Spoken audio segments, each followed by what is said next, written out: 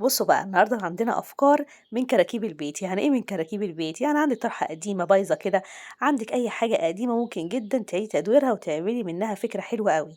اول فكره عندي النهارده كده هستخدم فيها الطرحه القديمه او بلوزه قديمه او اي حاجه قديمه، بس عايزه اقولك ان هي لازم تكون قماشه كده خفيفه زي اللي معايا بالظبط كده. وبعد كده هبتدي ان انا اجيب علبه بلاستيك وايا كان بقى شكلها مفيش مشكله، مدوره زي اللي معايا، مستطيله، مربعه، اللي عندك استخدميه وهتكون حلوه جدا. تنسيش تحط لايك جميل زيك، وكمان تكتبي كده كومنت جميل من ايدك الجميلة. وتعالي بقى نشوف الأفكار بتاعتنا النهاردة ونكملها مع بعض. هجيب هنا بقى أي رسمة أنا أكون حباها، وبعد كده هبتدي إن أنا أفرغها بالشكل ده. على فكرة الرسومات دي في منها كتير جدا، ممكن طبعا نختار براحتنا خالص ونطلعها من أي مكتبة. همشي كده حوالين الورقة بتاعتي. أول حاجة هفرغ كده الورق الأبيض بتاعي اللي أنا مش محتاجاه، وبعد كده ممكن طبعا إن أنا كل صورة في الورقة نفسها إن أنا طبعا أفرغها. وده على فكرة اللي أنا هعمله معاكم. اختاري بقى اي شكل انت حباه كده من الموبايل بتاعك، وروحي اي مكتبة وطلعي بقى براحتك خالص. وزي ما احنا شايفين وصلنا لحد هنا، وبعد كده بقى هبتدي دلوقتي ان انا افرغ كل واحدة لوحدها، وده هيكون شكلهم. طيب بعد كده هعمل ايه؟ بعد كده هنا بقى هبتدي اجيب العلبة بتاعتنا. العلبة بتاعتي هبتدي ان انا استخدم عليها ورنيش مائي او حتى كمان غير ابيض، مفيش مشكلة. طيب الورنيش المائي هيلزق؟ ايوه هيلزق، طالما الحاجة اللي احنا مستخدمينها خفيفة هيلزق كويس جدا وهيدينا كمان نتيجة حلوة قوي. طبعا احنا قلنا من الاول خالص ان احنا كده كده مستخدمين قماشة خفيفة. اول حاجة حطيت ورنيش مائي، وبعد كده هبتدي دلوقتي بقى ان انا احط طبعا الصورة بتاعتي. طيب الورنيش ده بيتباع فين؟ اي موان هتلاقي عنده الورنيش ده. هاتي بقى براحتك خالص، ربع كيلو، نص كيلو، ورخيص جدا جدا. وعايزة اقولك بقى ان هو بيقعد معاكي كتير قوي بالسنين. بس اهم حاجة تكون العلبة بتاعته كده محكمة، علشان طبعا ما ينشفش معانا ولا يجراله اي حاجة. ثبتنا كده اول واحدة، وبعد كده برضو هبتدي ان انا اكمل، وهبتدي برضو ان انا اثبت بقية الوحدات الحلوة اللي معانا دي. وزعيها براحتك بقى خالص، تحطي كده واحدة جنب واحدة، واحدة كده وواحدة تحت، مفيش مشكلة خالص، حسب ما انت طبعا حابة. وممكن زي ما قلنا نختار اي شكل تاني احنا حابينه. اول حاجة طبعا بنحط الورنيش زي ما قلنا، وبعد كده بثبت الورقة بتاعتي، وبعد كده برضو ببتدي ان انا احط طبعا طبقة تانية من الورنيش عشان الورقة نفسها تمسك كمان من فوق. وطبعا الورنيش ده بيكون عازل، فعلى فكرة لو حطينا بقى مية او اي حاجة مش هيجرى اي حاجة، وهتكون طبقة حماية حلوة جدا جدا للعلبة اللي معايا.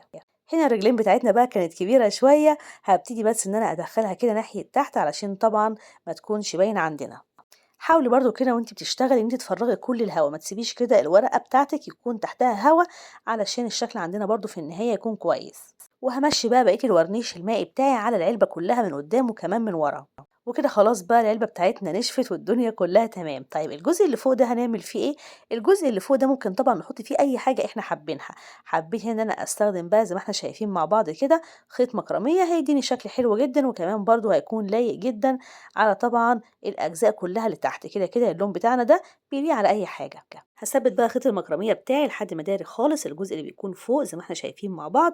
واحاول كده بس ان الخيوط بتاعتي تكون قريبة من بعضها علشان ما نسيبش أي فجوات تكون باينة.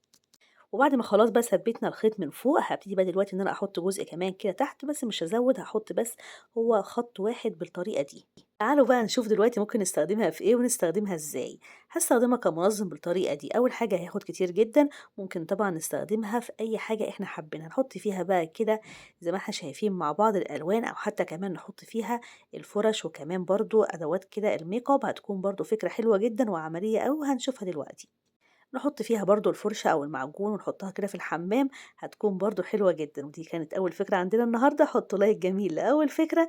وتعالوا بينا بقى دلوقتي نروح على تاني فكرة عندي النهاردة. وتاني فكرة بقى عندي النهاردة هستخدم فيها زي ما احنا شايفين مع بعض كده طرحة قديمة، وممكن طبعا نستخدم أي قماش قديم من أي حاجة قديمة. جبت هنا ازازة المية اللي احنا شفناها مع بعض دي، وبعد كده هبتدي بس ان انا اخد منها المقاس بتاعها. وبعد كده هستخدم هنا المسدس بتاعي، او حتى كمان مفيش مشكلة خالص لو احنا استخدمنا الخياطة، اكيد هيكون افضل. بس طالما بنستخدم نوع شمع كويس، وكمان برضو المسدس بتاعنا كده بيسيح برضو الشمع بتاعنا كويس، مفيش مشكلة لو احنا استخدمنا طبعا المسدس.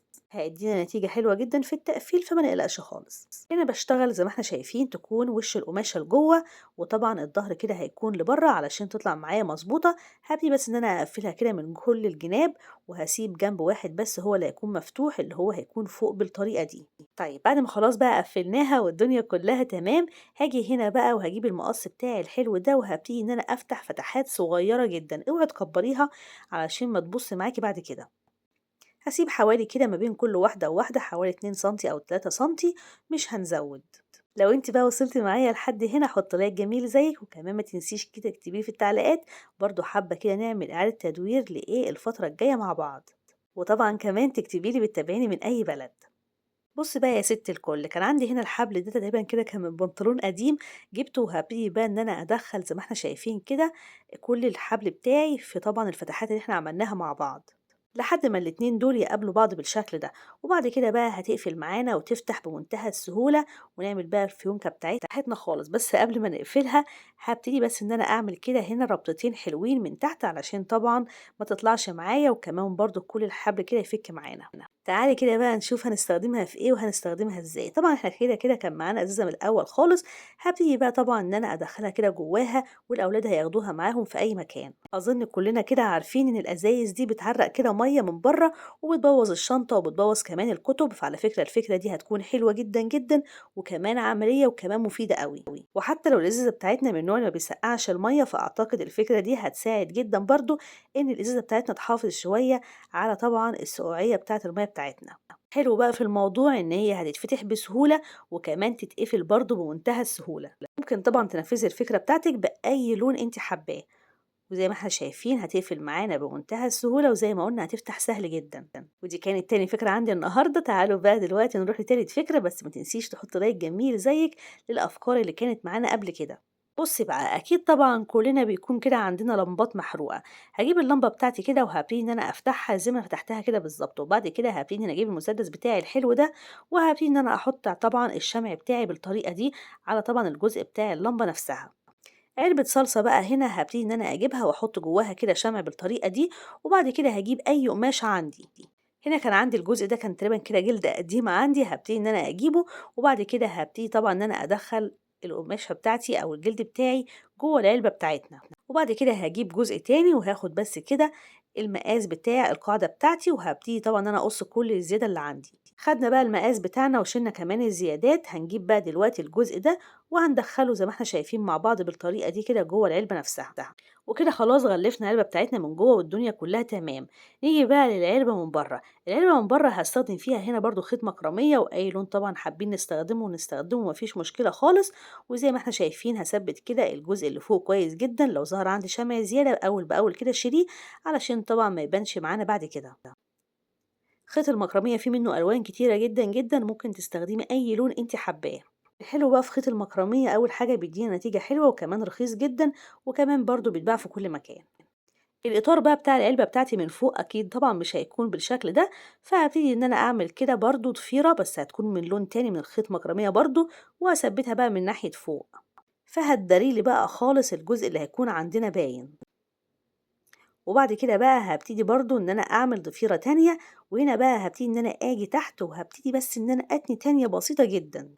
نفس الفكرة برضه الناحية التانية، نعمل برضه كده تانية بسيطة بنقطتين شمع كده كويسين بالشكل ده. نحط بقى الشمع بتاعنا كده من ناحية فوق، وبعد كده نثبت بقى الضفيرة بتاعتنا في النص زي ما احنا شايفين بالطريقة دي. نضغط كويس علشان الشمع بتاعنا يمسك كويس جدًا، جدًا في الألياف بتاعة الخيط اللي معانا. وعملت جزء تاني برضه من الضفيرة بتاعتنا، وهنا بقى هابتدي إن أنا أثبتها تحت. نجيب بقى دلوقتي الجزء بتاع اللمبة بتاعنا، وهنا بقى ثبت طبعا حلقات ستاير تحت كده، هي حلقة واحدة اللي هنستخدمها مش أكتر من كده. وبعد كده هابتدي إن أنا ألف طبعا خيط المكرمية على الحلقة نفسها، علشان بس أداري الجزء اللي هيكون عندي باين من فوق. أما في النص هنا بقى كان عندي الجزء ده كده باقي برضه من الخيوط بتاعتي، فثبته كده في النص هيديني شكل حلو قوي. وهنا بقى هبتدي إن أنا أثبت كده العيون دي، فهتوديها بقى على فكرة في حتة تانية خالص. ممكن نعملها بإيدينا، وممكن طبعا نشتري عيون من المكتبة جاهزة لو احنا حابين. بواقي بقى الخيوط اللي هتكون طبعا عندنا هبتدي بقى إن أنا أجيبها كده وأثبتها زي ما احنا شايفين مع بعض كده من ناحية فوق، وهفتح بقى الخيط بتاعي ده كده بمنتهى السهولة، علشان طبعا يديني الشكل اللي أنا محتاجاه من الناحية دي، وكمان طبعا من الناحية التانية. زي ما إحنا شايفين شكلها هيكون حلو جدًا، طبعًا لمّا نفتح الخيوط بتاعتنا دي. لو احتاجت إن إحنا نسويها بالمقص ما فيش مشكلة خالص، كل الزيادة هنشيلها. أما في النُص هنا ممكن طبعًا نحط أي حاجة إحنا حابينها، حبيت إن أنا أحط كده الوردة دي، وبعد كده هاحط جواها برضه واحدة لولاية حلوة. وعلشان بقى الشكل يكون أحلى وأحلى، هاجيب هنا بقى دلوقتي كده الوردة الصغنونة دي، وهاخد منها جزء صغير جدًا، والجزء ده هابتدي إن أنا أثبّته كده في النُص علشان طبعًا ده هيكون البُق بتاعنا. ممكن نعملها من أي قماش عندنا ما فيش مشكلة خالص. نقطة شمع بسيطة جدًا، وبعد كده نثبّتها بقى في النُص. فشكلها أكيد هيظهر أكتر وأكتر بالطريقة دي. هاجيب بقى دلوقتي وحدة الإضاءة دي، وبعد كده بقى هاثبّتها بس في الجزء اللي فوق، وهنشوفها دلوقتي هتكون عاملة إزاي. عايزة أقول لِك إن هي ليها استخدامين، أول استخدام ليها هنستخدمها كمنظم، وممكن طبعًا حصالة، وممكن طبعًا أباجورة زي اللي معايا دي. ودي كانت أفكار النهارده، أتمنى فعلًا تكون عجبتكم. حطوا كده لايك جميل زيكم، واستنوني إن شاء الله في فيديو جديد. وطبعًا عايزة أعرف إيه أكتر فكرة عجبتكم أكتر النهارده. ما تنسوش بقى زي ما قلنا كده تحطوا لايك جميل، وطبعًا تعليقاتكم الجميلة بتبسطني جدًا. سلام عليكم.